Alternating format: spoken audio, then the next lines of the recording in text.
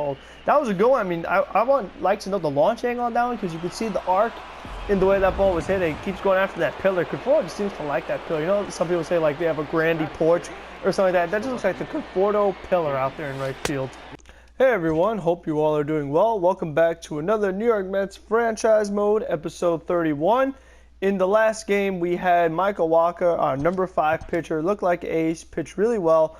I tried to go 7 days with him, but he got into a little bit of trouble. I hung one pitch, didn't want to risk it, did not want to end up blowing the game like I normally do. So I pulled him, and things ended up working out despite how inconsistent Edwin Diaz was in the 9th inning. Definitely did not make it look pretty. But now we have our ace on the mound, the 99 overall Jacob deGrom, and we'll see how he looks. I just want to look at the team. Anybody look tired? They look okay to me, you know what I mean? I don't see anyone that's really... they all look good to me. Let's just make it happen. So we're going to try to sweep the Miami Marlins, something that I really hope that we can do, because we definitely have had our stinkers against Miami. We lost a couple in that last series we had against them, but definitely looking to bounce back here, especially after we had lost the Braves series. So I definitely do want to get back on track here, especially when we look at NL East. I'm a half game behind the Phillies because, I mean, they've just been red hot in this video game franchise mode. So I definitely got to try to keep pace with them. And just the rest of the teams in National League. Like I said, with the way everything is supposed to be, it definitely is a tough division because, and also the league itself is difficult when you have the other teams in the Central that are all, duking it out for their spot. Because that isn't necessarily a one-team race when you have the Cubs and the Brewers and the Cardinals, and now the Reds made so many moves in the offseason. They're going to try to give a push to those other teams in that division. The Padres, I mean, they've been trying to make a couple moves, whether it's have prospects or big contracts. Maybe they could be competitive in the NL West. Obviously, you have the Dodgers there. The Diamondbacks were neck and neck with the Mets in the wild card for a long time until the Mets had that one big series against them. I feel like one of the highlights for the Mets last year was when they were facing the Diamondbacks, that 4-game set late in the year. And the Diamondbacks, I'm pretty sure at the time, were ahead of the Mets in the wild card. And the Mets swept in the 4 games, played really well all around, hitting, pitching, everything was good. And they ended up really putting away the Diamondbacks for the rest of the year. They didn't have a chance in the wild card after that. Unfortunately, they couldn't do the same when they had to face the Cubs and the Braves in that weekend series. But, you can't really have a perfect season because then obviously the Mets would have been the postseason. They definitely had their struggles early, and it just isn't a really good recipe if you're so bad earlier in the year that you have to force yourself to basically be almost perfect down the stretch to get back in. I mean, don't forget, there was a point in time where the Mets were the second worst team in all of the National League. The only team worse than them, the Miami Marlins. And then they had that road stand it was a weekend series where they're like, if the Mets don't have a good weekend series here, Mickey Callaway could be fired by the time they get back to New York on Monday. And the Mets were terrible. The offense did absolutely nothing. I don't even know if they won any of those games. And they came back to New York, and Mickey Callaway didn't get fired, you know what I mean? They just stuck with him. Obviously, they did fire him at the end of the year, but still, I just thought all that was very interesting. And at that point, the idea that the team would just all of a sudden get really hot and make a run and be right there in the wild card and win a ton of games definitely seemed highly unlikely, and they pulled it off. And it's just like, we still don't know if they ever can or will build on it. Because, I mean, we had talked about the Arizona plan a little bit a couple weeks ago, but we haven't gotten much of an update on that. So we just have no idea when and where we will see baseball and how. That's the other thing, too. 1-2 from Big Jake, struck him out. 99 upstairs. I love when DeGrom could really just gas him up with that high heater and get it at a very high velocity. And the thing that I do like about Jake is that there have been times where he does not have his velocity at all. He'll be low 90s and still be really effective, or he doesn't have command on some of his secondary pitches and still is really effective. That's why I like the investment in DeGrom long term, only because, thank God that's foul, since I feel like he could age well, is that even if he didn't have his velocity, he could still be an effective pitcher. I just think that that's something really encouraging to look at for a player going forward. DeGrom has already had procedures done on his arm, so you have to worry about that long term, having that finally come up, because it just feels like after what happened with Noah Syndergaard in the offseason, kind of, I guess, now spring training, I don't know what to call this state of limbo we're in right now, but when they found out about the Syndergaard injury, it's like, okay, now that he got that out of the way, he should be good to go for the future. And since DeGrom has gotten all that done, I mean, I just think the contract extension was definitely very worth it.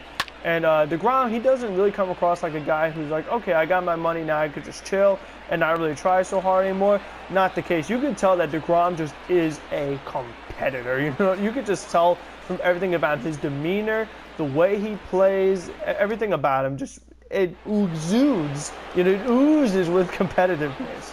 And he definitely proved that, because after they got the contract extension, what did he do? Won another Cy Young and was still extremely competitive every single game. Doesn't, you know, take any days off or anything like that. So I definitely do like having DeGrom long term, and I think the Mets definitely will benefit from it. And if it was up to me, it's like, okay, well, if you had to extend anybody and you keep one Met pitcher forever, who would it be? Would it be DeGrom? Would it be Matz? Would it be Wheeler? Would it be Syndergaard? Would it be Stroman? And my choice would be DeGrom, because of stuff like that, because of his competitiveness, because of actually his durability recently, and also, again, just the way that I feel like he could age well. I mean, the thing with Noah, first of all, he's been extremely inconsistent. Meanwhile, DeGrom's been a back-to-back Cy Young winner. The thing with Noah is that I don't know if he really is a good pitcher yet, because he's so inconsistent, and he's had some injury troubles these past few years. And same thing goes with Matz, inconsistencies and injuries. Same thing with Stroman, inconsistencies. Wheeler, inconsistencies and injuries. Like, none of those things have been true with DeGrom. So that's why you just have to pick him over them. Even if DeGrom, we know, is older than Matz or Wheeler or Syndergaard or Stroman, I still would take DeGrom over those guys, even long term. That's just the way I feel about him. Michael Conforto drives one to deep right field. That one is hooking. I can't see the ball at all. There it is. It's out of here. Michael Conforto, 3 games in a row with a home run. I'm telling you, he hits them in bunches. I don't know what else to say, because, like I said before, I got 3 in one game with him, then 2 in one game, and now this one, 3 games in a row. And Michael Conforto's done that before. Like, he's had streaks where he'll hit a home run in several games, like, consecutively. But then he'll go a bunch of games without hitting a home run in a row. So, like I said, it comes in bunches. Right now, we're in the good bunch. Hopefully, the cold bunch doesn't come at a time where everyone else is cold. That was a good one. I mean, I would like to know the launch angle on that one, because you can see the arc in the way that ball was hit. It keeps going after that pillar. Conforto just seems to like that pillar. You know, some people say, like, they have a Grandy porch or something like that. That just looks like the Conforto pillar out there in right field. Hanging slider, 1 and 2. Ooh, nice double play there. I turned around, just tried to tag him, and that worked out perfectly. I'm glad that Alonso was actually really receptive there, because you just feel that sometimes with the controls, especially on defense, the guys do not do what you want them to, because that's a real heads-up play in baseball. The ability to react, know where the other base runner is, that's always very important. I'm glad I was actually able to pull it off. I'm generally surprised. Look at the pitcher going the other way. I'm going to drop it. I can't believe I caught it. It's so hard to get these guys just to, like, they're very stiff. They don't move well to the ball at all. And McNeil cracks one out to right field. Perfect, perfect. And that ball is out of here. Upper deck. That was definitely hit far. That's the thing from Jeff McNeil. He actually has sneaky power. For a guy who, obviously, we know was more of a contact guy when he first came up, hitting for the above 300 average. Following it up in his second year, in the first half, he definitely was more of an average guy. Again, hitting over 300 in the batting title race. Then all of a sudden, he became more of a power hitter in the second half. He was swinging out more first pitches, hitting more leadoff home runs. And they're not just wall scrapers. They're not just out of here. He could definitely hit some no-doubters where they really travel. So that's what I'm saying. He has sneaky power. All of a sudden, he'll hit it, and it's completely gone. And that was one of those right there, because you look at that distance, 451. That's pretty good for a contact hitter. Oh, Alonso flips one over to DeGrom, 1 out. Nicely done there. Not like they did against the Washington Nationals. They had that one play. I don't think I'll ever forget that play. That was so devastating. I mean, devastating is not really the word, but it was very frustrating, because the Mets should have won that game. Like, that's an easy ground ball. DeGrom is a great fielding pitcher. He makes that play literally 99 times out of 100. Like, that's the one time he does not make that play. And it ends up being 3 runs because the bases were loaded with 2 outs. Of course, it was Asdrubal Cabrera that hit it, and the Mets lost that game. In the grand scheme of things, not the biggest deal in the world, but if DeGrom makes that catch, right, and if the Mets don't blow that big game with Edwin Diaz and Drew Gagnon and Luis Avilan against the Nationals, where Kurt Suzuki hit that walk-off homer, there definitely are games that you can go back to where the Mets really should have won. Another one is the Arizona game where they blew the lead late. The Dodger game, they blew the lead late. I mean, and they weren't just regular leads, they were significant leads. I mean, games that really, really should have been in the bag. Like, when they do that win probability, it has to be high 90s%. You should win the game. And they still found ways to lose them. And when you just miss the wild card by a few games, it's the little things like that that will add up. The games that you really should have won that you didn't. As Conforto makes a nice catch. I'll take it. Conforto takes it the other way. Fair ball. Robbie Cano will move over to third, and you're going to have to stop him there with that 12 speed. But it's a nice double for Michael Conforto. We are in business here for JD. Ramos gets a fastball right down the middle. Drives out to center field. Good, okay. I'm sending Cano because it is pretty deep, and it's not like it's Joey Gallo or Roberto Clemente out there. And that'll be a sacrifice fly for Wilson Ramos.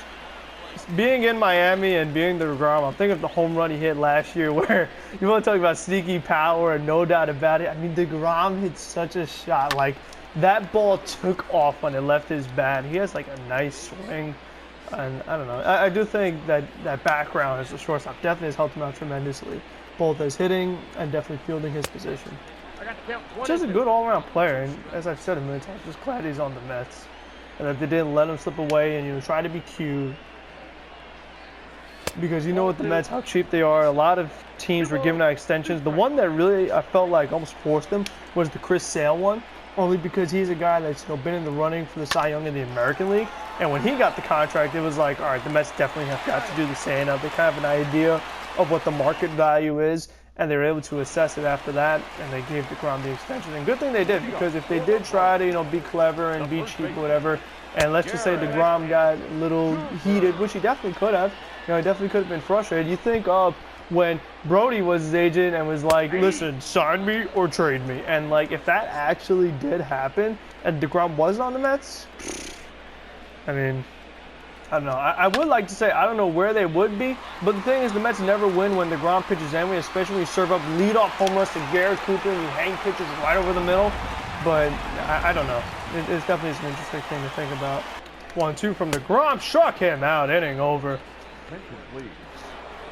They stay using this rotor guy, and it's so annoying because his stamina is so high that I just can't knock him out. He will stay in there all game, and he'll shut me down every single time. Even if I do get a leadoff double with McNeil, it doesn't even matter. But yeah, that's why I've been saying that. I really would like somebody like that you could just go to. They get you a bunch of days wherever. You go to them every single day like the Marlins do against me. But I don't really feel like I have that guy. There's one right down the middle. That one gets through, as that will be an RBI single for the Nimmo Fish.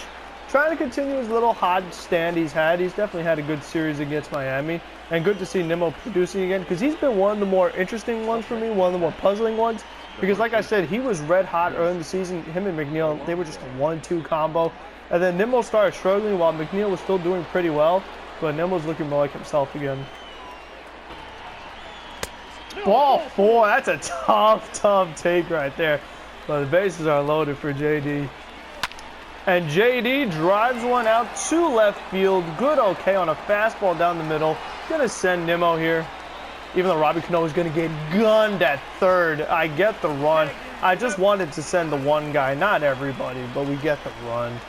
Ay, ay, ay. It's just so hard. It's like always something. You can't really... I mean, with a video game, you're limited in your control. There's no doubt about it. And I'm sure there is a way to do it. I just, like, I don't know. Because I know what I want to do in my head, but it's hard to just translate it when you're thinking and you're talking and all that stuff. But whatever. We'll take the run. I would like skipping the cutscene again, having a certain amount of control. Because if it was up to me, I'd be skipping this like you wouldn't believe. On the ground, Alonso gets to it. I'm going to take it to the bag myself. I'm not risking it. Inning over. As DeGrom gets down a good bunt, I'll take it. Oh, I was safe for a second. It looked like DeGrom glitched through the pitcher's body. That would be a good one. Just do a nice little teleport to first base. Wouldn't surprise me the way this game is sometimes. It's 2-2. In there, strike 3 called. Got him looking. And that'll do it for Jacob deGrom. 6 innings, 1 run. His command was like, you know what I mean? It's very hard for me to throw strikes at him for some reason. And it just made his pitch count higher than it should. I mean, because he only gave up the 1 run, that 1 pitch I hung. Again, me not having good timing with his release. And that's what ends up having him not go as long as he really could have. Like, it's not performance-based.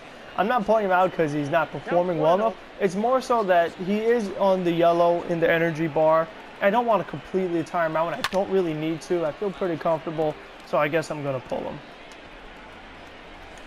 There's a pitch for Alonso to hit, and he does hit it. Perfect. I'm going to send him over to third and make Alonso go to second. Hopefully. Yes, safe. Okay, so we're in a good situation here for Robbie Cano. They're finally going to pull that annoying pitch. They go. There's another guy. They go to the same 2 pitchers all the time. This guy's appeared in 19 games. Eliezer Hernandez, Mr. Hit him with the lean back. I'm so tired of facing these 2 guys. As I've said before, I just hate the way his scheduling is. Like the same teams over and over. The Marlins and the Braves and the Phillies and the Nationals and the Marlins, the Braves, Phillies, Nationals. Enough is enough. I don't want to see you guys anymore. Go away. Cano, don't you know? That's going to get a run home. I'll take it. It's a nice little old-fashioned RBI. Well, that one gets away. I'm going to send P. Alonso. Look at the polar bear chugging on home. He is out. Oh, my God. How is he out? And, of course, Conforto drives it out to right field. Gone. That could have been a 2-run dinger. I mean, I'm not really one to be complaining what the score is right now, but I don't know. I definitely could have got even more runs in this game. That's the crazy thing about it. But I definitely will take another home run for Conforto. As I said, they come in bunches. You know, I don't really know what else to say there. It's kind of the same story, because don't be surprised if the next few games I don't hit anything with him. Don't want to jinx myself. Obviously, I'll take the homers, and that one got out here so fast. I would like to know what's the exit velocity. I wasn't even looking. They probably showed that pillar. I'm telling you, that's the Conforto pillar out there in right field. 110. Yeah, there you go. Even though I was early. Ramos takes it the other way. That one's gonna fall. I'm sending JD. And he will be safe. It's an RBI single for Wilson Ramos, and the Mets are up 9-1. I don't think I'm going to stop. I don't like the Marlins. I had that one game, I think it was like 1-0 last week or whatever. I'm going to keep going. 10,000 attendance. Oh, wow, that's realistic. I like that. That's really, really cool, because actually that kind of seems high. But the fact that, like, there's so few people at the Marlins Park, which is a shame for them, you know what I mean? Like, it stinks that the way the ownership has gone, that they really are not going to be competitive. The fact that they had the 2 MVPs with Stanton and then the guy who became an MVP and could have won it again last year in Yelich, the way they just gave those guys away for free basically because of salary purposes, which is ridiculous. And the same goes for Marcell Ozuna and D. Gordon, and lastly JT Realmuto. I mean, definitely very unfortunate. They should have a competitive team. The Jose Fernandez thing, I definitely feel like hurt them big time. And just all in all, I mean, they have not gotten any attendance, because why would you? Like, what has this team shown you? What has this organization shown you? Like, hey, look, come to our games. Look at what we're doing for the fans. Nothing. You know, so definitely unfortunate there. But I like that they try to scale the attendance the way it should be. Even though, like, that is kind of high. But still, that definitely is an interesting feature. 1-2. Jesus Aguilar drives it deep left field. You're out of here, Gazelman. Oh my God. How bad is Robert Gazelman? I mean, really. He is straight up terrible. Wow. I'm going to go to Wilson because the Magic is better. Wow, Gazelman is really that bad.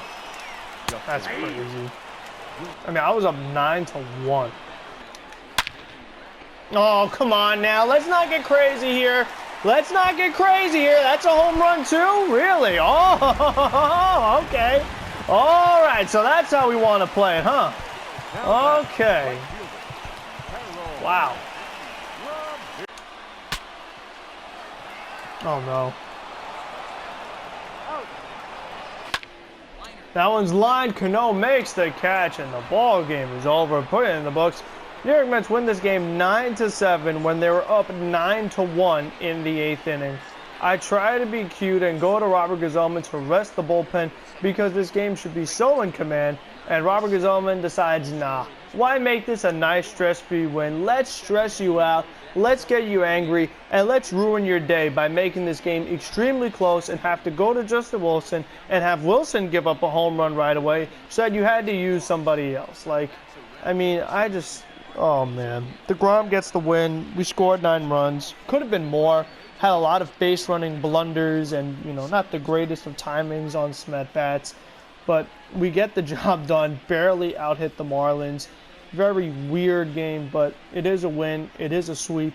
Hopefully you guys enjoyed this video. If you did, leave a like, comment down below with anything that I've been talking about with the Mets and bullpen and DeGrom and Yamamoto and anything going on in general. Subscribe to keep up with everything going on in the channel. And until the next one, be safe, be smart, be healthy, and have a good one, everyone.